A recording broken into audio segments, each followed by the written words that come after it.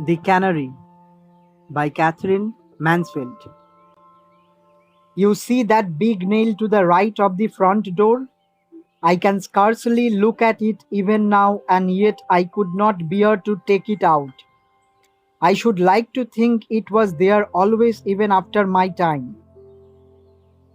I sometimes hear the next people saying, "There must have been a cage hanging from there," and it comforts me. I feel he is not quite forgotten. You cannot imagine how wonderfully he sang. It was not like the singing of other canaries, and that isn't just my fancy.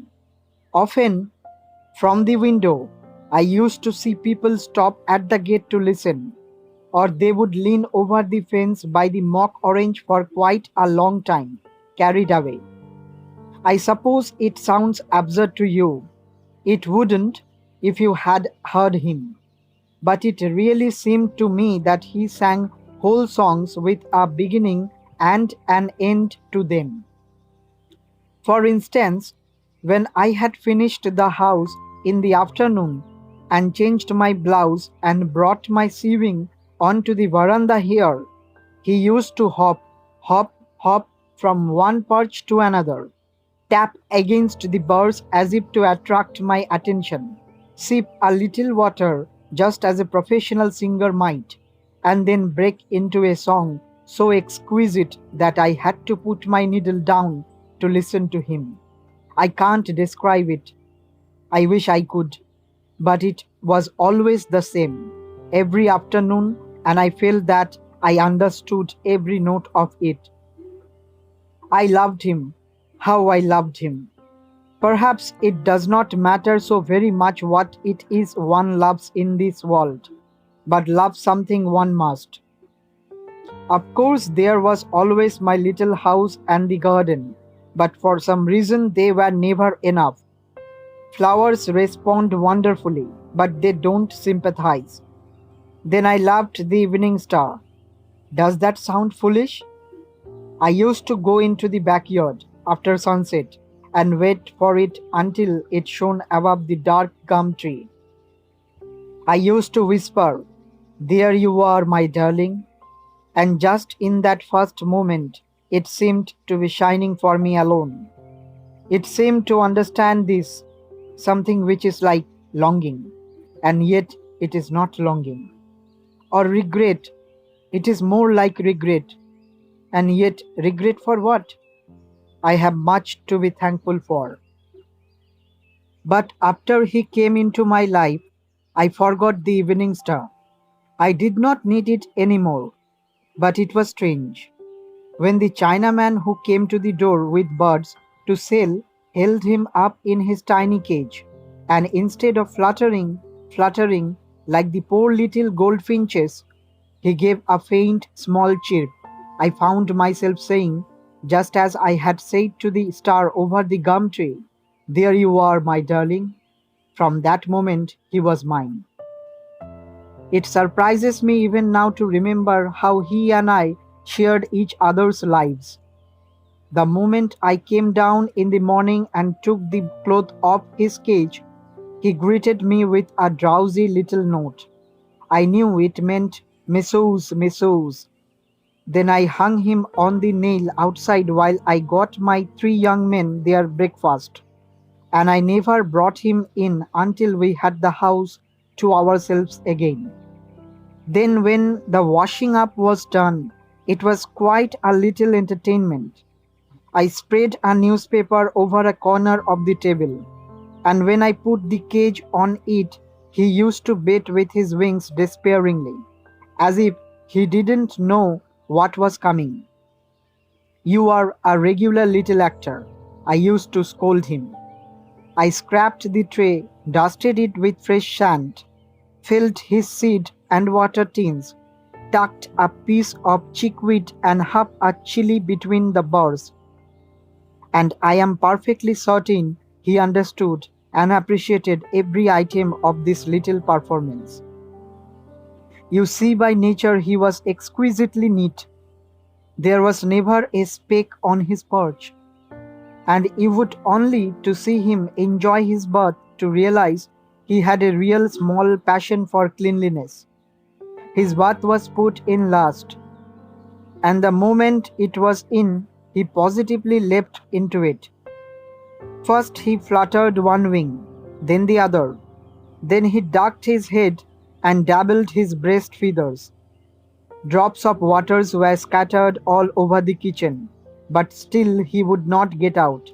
I used to say to him, "Now that's quite enough. You are only showing off." And at last out he hopped and, standing on one leg, he began to peck himself dry.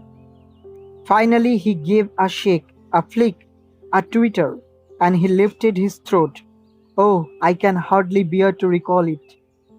I was always cleaning the knives at the time, and it almost seemed to me the knives sang too, as I rubbed them bright on the board.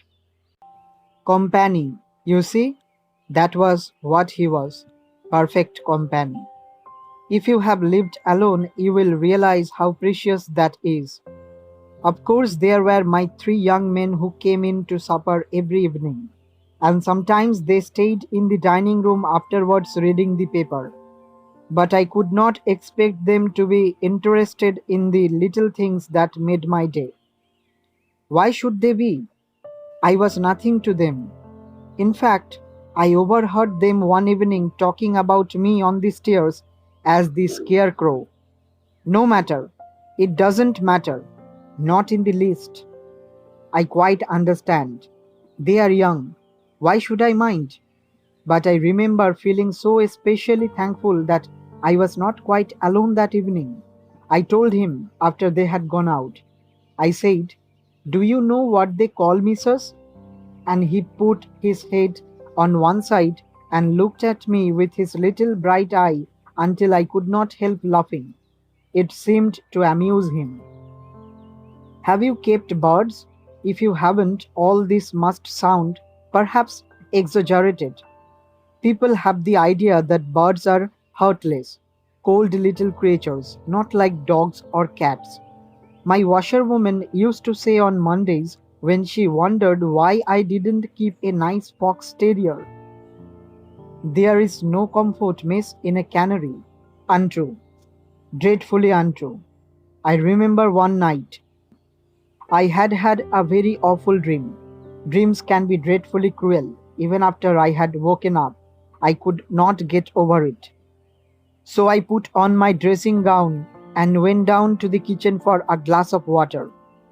It was a winter night and raining hard. I suppose I was still half asleep, but through the kitchen window that hadn't a blind, it seemed to me the dark was staring in, spying. And suddenly I felt it was unbearable that I had no one to whom I could say, "I have had such a dreadful dream," or hide me from the dark. I even covered my face for a minute. And then there came a little "Sweet, sweet." His cage was on the table, and the cloth had slipped so that a chink of light shone through. "Sweet, sweet," said the darling little fellow again, softly, as much as to say, "I am here, missus. I am here." That was so beautifully comforting that I nearly cried. And now he is gone. I shall never have another bird, another pet of any kind. How could I? When I found him lying on his back, with his eye dim and his claws wrung, when I realized that never again should I hear my darling sing, something seemed to die in me. My heart felt hollow, as if it was his cage. I shall get over it, of course, I must. One can get over anything in time. And people always say I have a cheerful disposition. They are quite right. I thank my God I have. All the same, without being morbid and giving way to memories and so on, I must confess that there does seem to me something sad in life. It is hard to say what it is.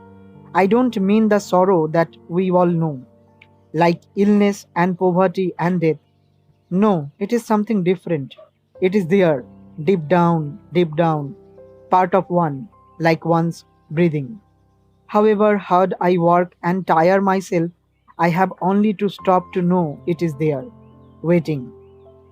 I often wonder if everybody feels the same. One can never know. But isn't it extraordinary that under his sweet, joyful little singing, it was just this sadness? Uh, what is it that I heard?